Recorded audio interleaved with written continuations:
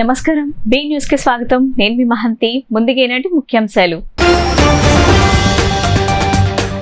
మరోసారి ఉదారతను చాటుకున్న సీఎం జగన్. తమ సమస్యలను పరిష్కరించాలని సీఎం జగన్ ని కలిసిన బాధితుల సమస్యలను పరిష్కరించాలని అధికారులకు సీఎం జగన్ ఆదేశం. అత్యవసరంగా విచారణ జరపాలంటూ ఏపీ హైకోర్టులో చంద్రబాబు హౌస్ మోషన్ పిటిషన్. ఈ పిటిషన్ను దాఖలు చేసిన చంద్రబాబు న్యాయవాదులు. 3 నెలల క్రితం చంద్రబాబు ఎడమ కంటికి కాంట్రాక్ట్ ఆపరేషన్, ఇప్పుడు కుడి కంటికి ఆపరేషన్ చేయాల్సి ఉందని పిటిషన్లో వెల్లడి. ఈ నెల 29 నుంచి 3 రోజుల పాటు జనసేన టీడీపీ జిల్లా స్థాయి సమన్వయ సమావేశాలు. ఇటీవల రాజమండ్రిలో ఇరు పార్టీల సమన్వయ కమిటీ సమావేశం. జనసేన పార్టీ జిల్లా అధ్యక్షులకు దిశానిర్దేశం చేసిన ఆ పార్టీ నేత నాదెండ్ల మనోహర్. రాహుగ్రస్త పాక్షిక చంద్రగ్రహణం సందర్భంగా ఈ నెల 28న దుర్గగుడి మూసివేత. గ్రహణకాలం అనంతరం 29న ఆదివారం ఉదయం 3 గంటలకు దేవతామూర్తులకు స్నపనాభిషేకాలు నిర్వహణ. 29న ఉదయం 9 గంటలకు అమ్మవారి దర్శనానికి భక్తులకు అనుమతి. సీఎం జగన్ మరోసారి తన ఉదారతను చాటుకున్నారు. తమ సమస్యలను పరిష్కరించాలని బాధితులు సీఎం జగన్ ని కలిశారు. ఈ విషయమై వారి సమస్యలను పరిష్కరించాలని సీఎం జగన్ అధికారులకు ఆదేశాలు ఇచ్చారు. మొత్తం 6 అర్జీదారులకు 5.50 లక్షల ఆర్థిక సహాయాన్ని కలెక్టర్ మాధవీలత అందజేశారు. సీఎం వైఎస్ జగన్ మరోసారి తన పెద్ద మనసు చాటుకున్నారు. అభాగ్యులకు ఆపన్న హస్తం అందించారు. గురువారం తూర్పుగోదావరి జిల్లా దివాన్చెరు గ్రామంలో జక్కంపూడి గణేష్ వివాహ వేడుకల్లో పాల్గొనడానికి వచ్చిన సీఎం వైఎస్ జగన్ కు పలువురు తమ సమస్యలు తెలియజేశారు. వెంటనే వారి సమస్యలను పరిష్కరించాలని అధికారులకు ఆదేశాలిచ్చారు. సీఎం ఆదేశించిన 3 గంటల్లోనే కలెక్టర్ క్యాంపు కార్యాలయంలో మొత్తం 6 అర్జీదారులకు 5.50 లక్షల ఆర్థిక సాయాన్ని కలెక్టర్ మాధవీలత అందించారు.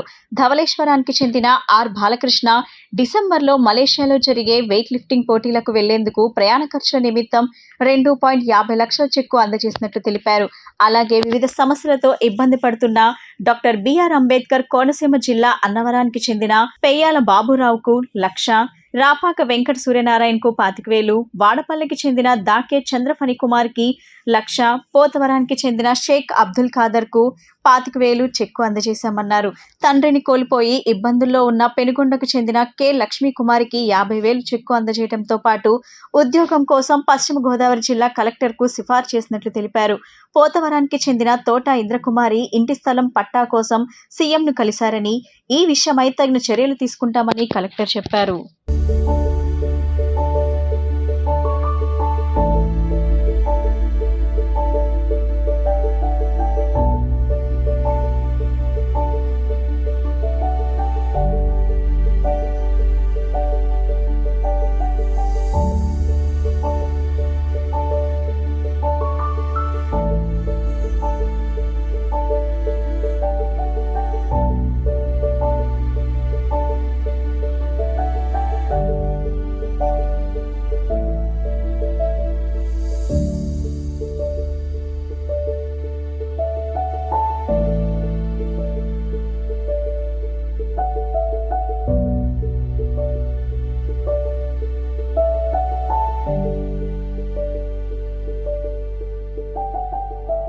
అత్యవసరంగా విచారణ జరపాలంటూ ఏపీ హైకోర్టులో చంద్రబాబు హౌస్ మోషన్ పిటిషన్ దాఖలైంది. ఈ పిటిషన్ను చంద్రబాబు న్యాయవాదులు దాఖలు చేశారు. 3 నెలల క్రితం బాబు ఎడమ కంటికి కాంట్రాక్ట్ ఆపరేషన్ జరిగింది. ఇప్పుడు కుడి కంటికి ఆపరేషన్ చేయాల్సి ఉందని పిటిషన్లో పేర్కొన్నారు. టీడీపీ అధినేత చంద్రబాబు బెయిల్ పిటిషన్ పై అత్యవసర విచారణ జరపాలని ఏపీ హైకోర్టులో హౌస్ మోషన్ పిటిషన్ దాఖలైంది. చంద్రబాబు తరపు అడ్వకేట్లు ఈ పిటిషన్ను దాఖలు చేశారు. 3 నెలల క్రితం చంద్రబాబు ఎడమ కంటికి కాంట్రాక్ట్ ఆపరేషన్ జరిగిందని, ఇప్పుడు కుడి కంటికి ఆపరేషన్ జరపాల్సి ఉందని పిటిషన్లో పేర్కొన్నారు. మరోవైపు చంద్రబాబు కంటి సమస్యలకు చికిత్స అవసరమని ప్రభుత్వ వైద్యులు నివేదిక ఇచ్చినట్టు టీడీపీ నేతలు చెబుతున్నారు. అయితే నివేదికను మార్చి ఇవ్వాలంటూ వైద్యులపై జైలు అధికారులు ఒత్తిడి తెస్తున్నారని వారు మండిపడుతున్నారు. హెల్త్ బులెటిన్లో కంటి సమస్యను ప్రస్తావించకపోవడంపై ఆగ్రహం వ్యక్తం చేస్తున్నారు. కాగా దీనిపై Rajahmundry central jail superintendent Rahul స్పందిస్తూ చంద్రబాబుకు 4 నెలల క్రితం ఒక కంటికి కాంట్రాక్ట్ ఆపరేషన్ జరిగిందని, రెండో కంటికి ఇప్పుడే ఆపరేషన్ అవసరం లేదని వైద్యులు చెప్పారని వెల్లడించారు. ఈ పరిణామాల నేపథ్యంలో చంద్రబాబు అడ్వకేట్లు హౌస్ మోషన్ పిటిషన్లు దాఖలు చేశారు. ఈ నెల 29 నుంచి 3 రోజుల పాటు జనసేన టీడీపీ జిల్లా స్థాయి సమన్వయ సమావేశాలు జరగనున్నాయి. టీడీపీ జనసేన పార్టీలు పొత్తు కుదుర్చుకున్న సంగతి విషయం విదితమే. ఇటీవల రాజమండ్రిలో ఇరు పార్టీల సమన్వయ కమిటీ సమావేశం నిర్వహించడం జరిగింది. ఈ సందర్భంగా ఈ నెల 29, 30, 31 తేదీల్లో జిల్లా స్థాయి సమన్వయ సమావేశాలు జరగనున్నాయని జనసేన పార్టీ జిల్లా అధ్యక్షులకు ఆ పార్టీ రాజకీయ వ్యవహారాల కమిటీ చైర్మన్ నాదెండ్ల మనోహర్ దిశానిర్దేశం చేశారు. వచ్చే ఎన్నికల్లో వైసీపీ ప్రభుత్వాన్ని గద్దెదించడమే లక్ష్యంగా టీడీపీ జనసేన పార్టీ చేయకలిపిన సంగతి తెలిసిందే. ఈ క్రమంలో ఇటీవల ఇరు పార్టీల సమన్వయ కమిటీ తొలిసారిగా భేటీ అయ్యింది. జిల్లా స్థాయిలోనూ సమన్వయ సమావేశాలు జరపాలని కమిటీ భేటీలో నిర్ణయించారు. ఈ నేపథ్యంలో ఈ నెల 29 నుంచి 31 వరకు 3 రోజుల పాటు జనసేన టీడీపీ జిల్లా స్థాయి సమన్వయ సమావేశాలు జరపనున్నట్టు జనసేన పార్టీ రాజకీయ వ్యవహారాల కమిటీ చైర్మన్ నాదెండ్ల మనోహర్ వెల్లడించారు. జనసేన తరపున ఆయా జిల్లాల పరిధిలోని ఇన్ఛార్జీలు, రాష్ట్ర కమిటీ సభ్యులు, ముఖ్య నాయకులతో కలిపి 50 మంది వరకు సమన్వయ సమావేశంలో పాల్గొనేలా కార్యాచరణ రూపొందించినట్టు వివరించారు. జనసేన పార్టీ జిల్లా అధ్యక్షులతో Nadendla Manohar phone call conference నిర్వహించారు. జిల్లా స్థాయి సమన్వయ సమావేశాల్లో చర్చించాల్సిన అంశాలపై వారికి దిశానిర్దేశం చేశారు. జనసేన టీడీపీ సమన్వయ సమావేశాలు విజయవంతమయ్యేందుకు కృషి చేయాలని సూచించారు. అదే సమయంలో రెండు పార్టీలు కలవకూడదన్న ఉద్దేశంతో ప్రత్యర్థి పార్టీ వ్యక్తులు కుట్రలు చేస్తున్నారని, వారి ఉచ్చులో పడొద్దంటూ పార్టీ శ్రేణులను నాదెండ్ల అప్రమత్తం చేశారు. ఇక పొత్తులోకి బీజేపీ కూడా కలిసి రావాలని కోరుకుంటున్నామని వెల్లడించారు. రాహుగ్రస్త పాక్షిక చంద్రగ్రహణం సందర్భంగా ఈ నెల 28న కనకదుర్గమ్మ ఆలయాన్ని మూసివేయనున్నారు. గ్రహణ కాలం అనంతరం 29న ఆదివారం ఉదయం 3 గంటలకు అమ్మవారి ప్రధాన ఆలయంతో పాటు ఉప ఆలయాలను కవాట ఉద్ఘాటన చేసి దేవతామూర్తులకు స్నపనాభిషేకాలు నిర్వహించనున్నారు. గ్రహణ కాలం అనంతరం అన్ని ఆర్జిత సేవలు యథావిధిగా జరగనున్నాయి. 29న ఉదయం 9 గంటలకు భక్తులకు అమ్మవారి దర్శనానికి అనుమతి ఇవ్వనున్నారు. రాహుగ్రస్త పాక్షిక చంద్రగ్రహణం సందర్భంగా ఈ నెల 28న కనకదుర్గమ్మ ఆలయాన్ని మూసివేయనున్నారు. ఆగమ శాస్త్ర ప్రకారం 28న సాయంత్రం 6:30 గంటలకు అమ్మవారి ప్రధానాలయంతో పాటు ఇతర ఉపలయాలకు కవాట బంధనం చేయనున్నారు. 28న శనివారం సాయంత్రం అమ్మవారికి ప్రదోషకాల హారతులు నిర్వహించిన అనంతరం సాయంత్రం 6:30 గంటలకు కవాట బంధనం చేయనున్నారు. ఈ సందర్భంగా సాయంత్రం నిర్వహించే నిత్య పల్లకీ సేవ నిలిపివేయనున్నారు. గ్రహణ కాలం అనంతరం 29న ఆదివారం ఉదయం 3 గంటలకు అమ్మవారి ప్రధానాలయంతో పాటు ఉప ఆలయాలను కవాట ఉద్ఘాటన చేసి దేవతామూర్తులకు స్నపనాభిషేకాలు నిర్వహించనున్నారు. 29న ఉదయం 9 గంటలకు భక్తులకు అమ్మవారి దర్శనానికి అనుమతి ఇవ్వనున్నారు.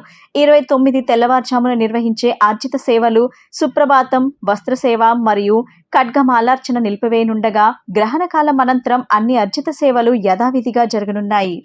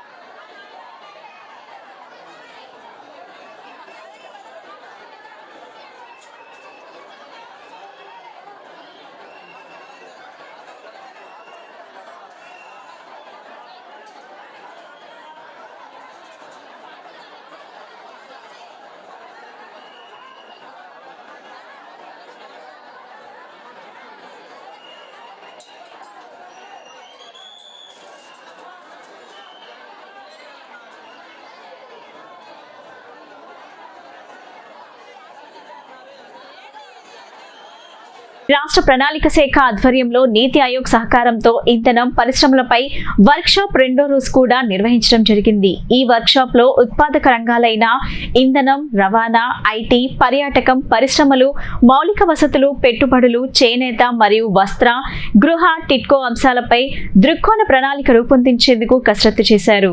వికసిత్ భారత్ 2047 లో భాగంగా నీతి ఆయోగ్ సహకారంతో స్టేట్ విజన్ ప్లాన్ 2047 ను రూపొందించేందుకు రాష్ట్ర ప్రణాళిక శాఖ ఆధ్వర్యంలో రాష్ట్ర సచివాలయంలో నిర్వహిస్తున్న వర్క్ షాప్ రెండో రోజైన గురువారం కూడా కొనసాగింది. నీతి ఆయోగ్ అదనపు కార్యదర్శి వి రాధా అధ్యక్షతన జరిగిన ఈ రెండో రోజు వర్క్ షాప్ లో ఉత్పాదక రంగానికి సంబంధించి పలు ముఖ్యమైన అంశాలపై సుదీర్ఘ చర్చ జరిగింది. ఈ రెండో రోజు వర్క్ షాప్ లో భాగంగా ఉదయం ఇంధనం, రవాణా, ఐటీ, ఎలక్ట్రానిక్స్ అండ్ కమ్యూనికేషన్, పర్యాటకం అంశాలపై మరియు మధ్యాహ్నం నుండి పరిశ్రమలు, మౌలిక వసతులు, పెట్టుబడులు, APIIC, EDB, APGDC, food processing, mining, APMDC, చేనేత మరియు వస్త్ర, గృహ, టిట్కో మరియు సంబంధిత అంశాలపై దృక్కోణ ప్రణాళికలను రూపొందించేందుకు నీతి ఆయోగ్ రాష్ట్ర అధికారులు సమగ్ర స్థాయిలో సుదీర్ఘ చర్చలు జరిపారు. రాష్ట్రంలో ఆయా రంగాల వారీగా ఉన్న బలాలు, బలహీనతలు, అవకాశాలు, సవాళ్లను సంబంధిత శాఖల అధికారులు నీతి ఆయోగ్ అధికారుల దృష్టికి తీసుకువెళ్లడం జరిగింది. రంగాల వారీగా ఉన్న బలహీనతలను అధిగమించేందుకు, సవాళ్లను ఎదుర్కొనేందుకు మరియు ఉన్న అవకాశాలను సద్వినియోగం చేసుకునేందుకు అనుగుణంగా వ్యూహాత్మక దృక్కోణ ప్రణాళికతో రాష్ట్ర విజన్ ప్లాన్ 2047 రూపొందించేందుకు అవసరమైన మార్గదర్శకాలు, సూచనలు, సలహాలను నీతి ఆయోగ్ అధికారులు రాష్ట్ర అధికారులకు అందజేశారు. రాష్ట్ర ప్రణాళిక శాఖ కార్యదర్శి ఎం గిరిజాశంకర్, రాష్ట్ర ఇంధన శాఖ స్పెషల్ సిఎస్ కె విజయానంద్, రాష్ట్ర పరిశ్రమలు, వాణిజ్య శాఖ కార్యదర్శి N Yuvaraj, AP Genco director KVS Chakradhar Babu, net cap VC మరియు మేనేజింగ్ డైరెక్టర్ ఎస్ రమణారెడ్డి, పరిశ్రమల శాఖ కమిషనర్ సిహెచ్ రాజేశ్వర్ రెడ్డి తదితరులతో పాటు నీతి ఆయోగ్ సలహాదారులు CH Parthasarathi Reddy, public policy నిపుణులు అమృత్ పాల్ కౌర్, సీనియర్ కన్సల్టెంట్ శైలి మణికర్ తదితరులు ఈ వర్క్షాప్ లో పాల్గొన్నారు.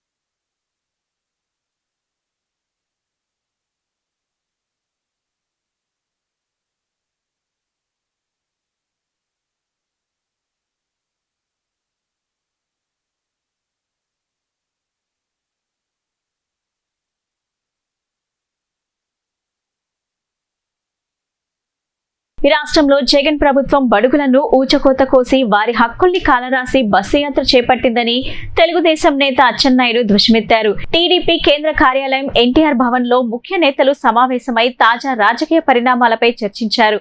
పేదల గొంతుకొస్తున్న పెత్తందారు జగన్ రెడ్డి పేరుతో కరపత్రం విడుదల చేశారు. బడుగు బలహీన వర్గాల అభివృద్ధిపై అధికార పార్టీ నాయకులు ఇన్నాళ్లు గాఢ నిద్రలో ఉండి మళ్లీ మోసం చేసేందుకు బస్సు యాత్ర అంటున్నారని టీడీపీ రాష్ట్ర అధ్యక్షులు అచ్చెన్నాయుడు మండిపడ్డారు.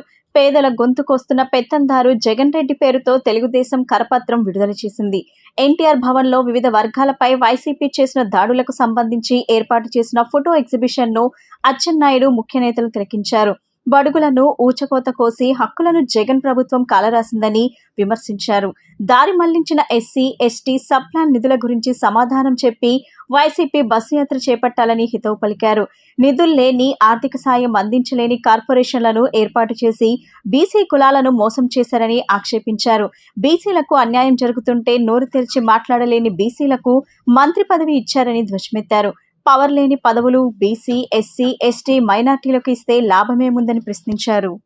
ఏదైతే జగన్మోహన్ రెడ్డి బడుగు వర్గాలైనటువంటి బీసీ, ఎస్సీ, ఎస్టీ, మైనార్టీల్ని ఏ రకంగా మోసం చేస్తున్నాడో, ఈ ప్రభుత్వం వచ్చిన తర్వాత రాజ్యాంగం ఇచ్చినటువంటి హక్కులను కూడా కాలరాస్తూ ఈ వర్గాలకి వంచిస్తున్నాడో, వాస్తవాలన్నీ ప్రజానీకానికి తెలియచేయాలనే ఉద్దేశంతో తెలుగుదేశం పార్టీ ఒక పాంప్లెట్ని రిలీజ్ చేస్తున్నాం. పేదల గొంతు కోస్తూ పెత్తందార్ జగన్మోహన్ రెడ్డి అనే పేరుతో బుల్లెట్ పాయింట్స్తో ఈ రాష్ట్రంలో జరుగుతున్నటువంటి ప్రతి పరిణామాన్ని ప్రజానీకానికి తెలియచేయాలని ఈ పాంప్లెట్ ఇప్పుడు రిలీజ్ చేస్తున్నాం. రిలీజ్ చేసిన తర్వాత జరుగుతున్న విషయాలన్నీ కూడా మీ ద్వారా ప్రజానీకానికి వివరించడం జరుగుతుందని చెప్పి తెలియచేస్తున్నాను.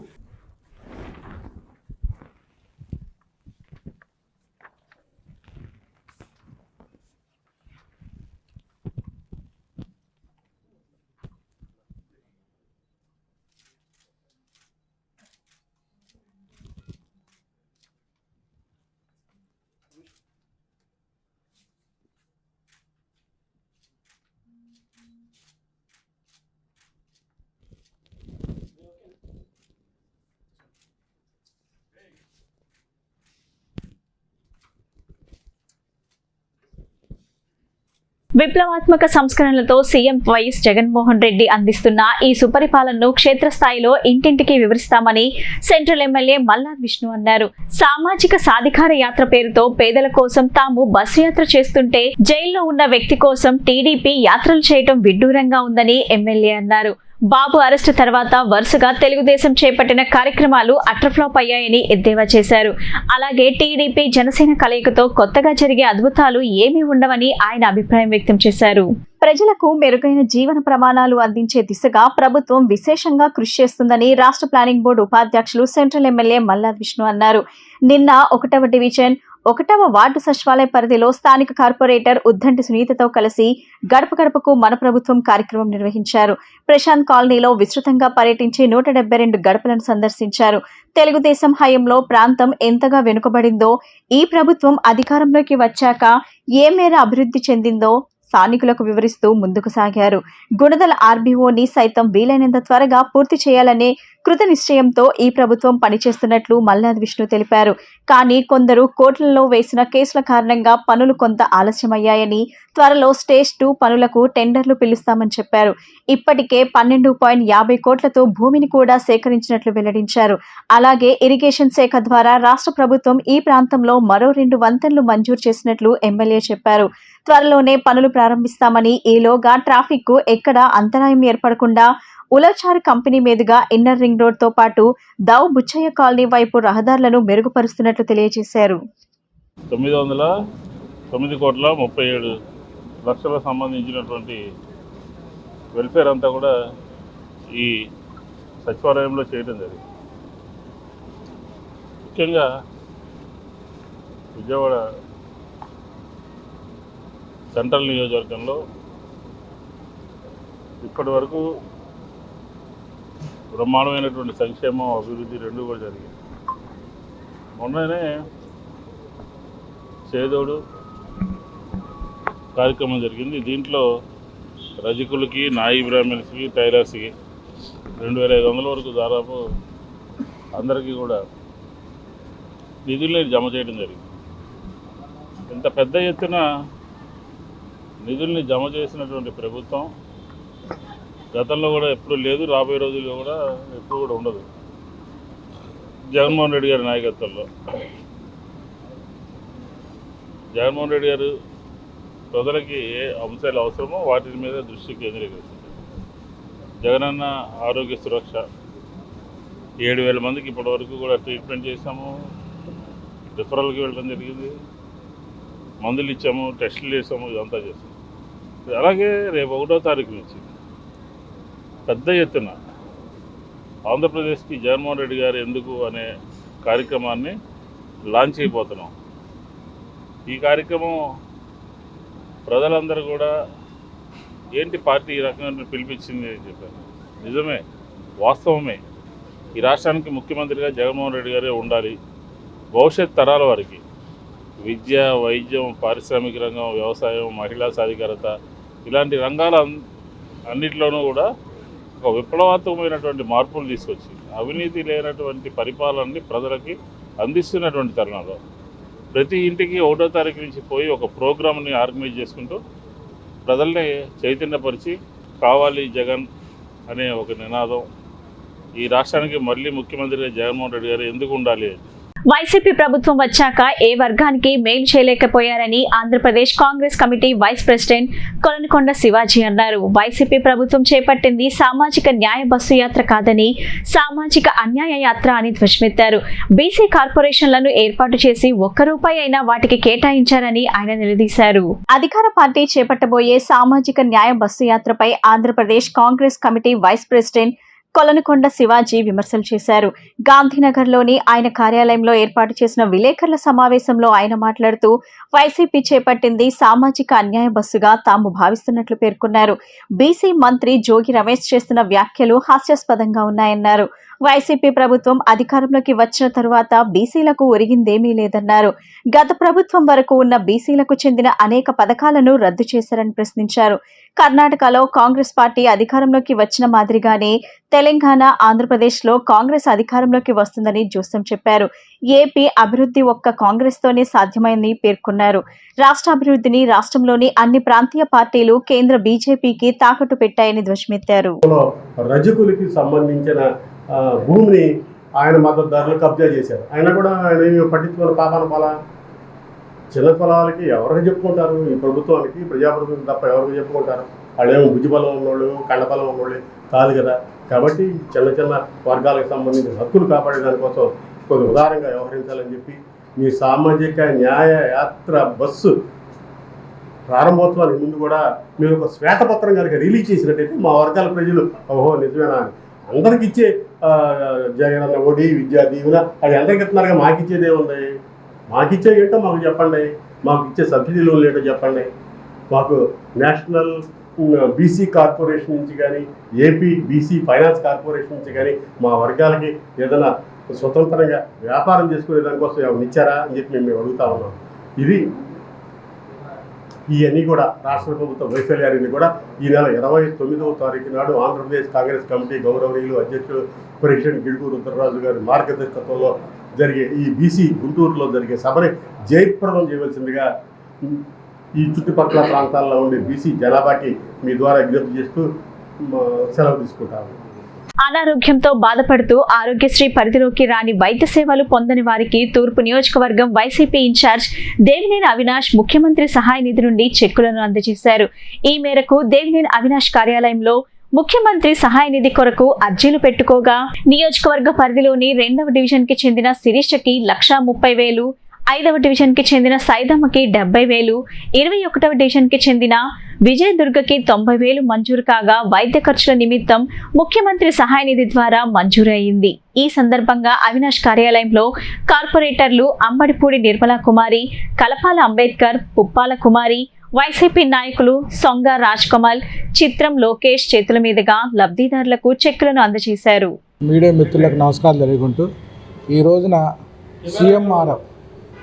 సిఎంఆర్ఎఫ్ రిలీజ్ ఫండ్ కింద 5వ డివిజను, 2వ డివిజను, 21వ డివిజన్ ముప్పాల కుమారి గారి వార్డులో, అదేవిధంగా 2వ డివిజను అమ్మపూడి నిర్మల గారి వార్డులో, 3వ డివిజను నా వార్డులో కలిపి దాదాపు 3 లక్షలుగా సిఎంఆర్ఎఫ్ ఫండ్ రిలీజ్ చేయడం జరిగింది. ఈ రోజున దేవినేని అవినాష్ గారి ఆఫీస్లో తూర్పు నియోజకవర్గమైన ఇన్ఛార్జ్ అయిన దేవినేని అవినాష్ గారి ఆఫీస్లో ఈ ఫండ్ చెక్కులు ఇవ్వటం జరిగింది. కావున అదేవిధంగా వాళ్ళకి అప్పట్లో కొంచెం అవినాష్ గారి దగ్గరికి వచ్చి అయ్యా కొంచెం సుస్థిగా ఉందని అంటలోనే వెంటనే హాస్పిటల్ నుంచి బిల్స్ అయి పెట్టుకుంటే ఈరోజు ఇవ్వటం జరిగింది. ఇలాంటి కార్యక్రమాలు మరి అవినాష్ గారు దేవినేని రాజశేఖర నెహ్రూ గారి ట్రస్ట్ ద్వారా చదువుకునే వాళ్ళకి కానీ, వికలాంగులకు కానీ, వ్యాపారస్తులకు కానీ, అదేవిధంగా నిరుపేదలకు కానీ ఇలాంటి ఎన్నో కార్యక్రమం చేస్తడం జరుగుతుంది. దీనిలో భాగంగా ఈ రోజున సీఎం రిలీజ్ ఫండ్ చెక్కులు ఇవ్వడం జరిగింది. అదేవిధంగా రానున్న ఎలక్షన్లో ఇటు అవినాష్ గారిని సీఎంగా చేయాలని జగన్మోహన్ రెడ్డి గారిని, అవినాష్ గారిని తూర్పు నియోజకవర్గంలో గెలిపిస్తారని కోరుకుంటూ ఈ యొక్క అవకాశం మీ అందరూ ధన్యవాదాలు తెలుపుకున్నాను. వార్తలు ముగించే ముందు ముఖ్యాంశాలు మరోసారి ఉదారతను చాటుకున్న సీఎం జగన్. తమ సమస్యలను పరిష్కరించాలని సీఎం జగన్ ని కలిసిన బాధితుల సమస్యలను పరిష్కరించాలని అధికారులకు సీఎం జగన్ ఆదేశం.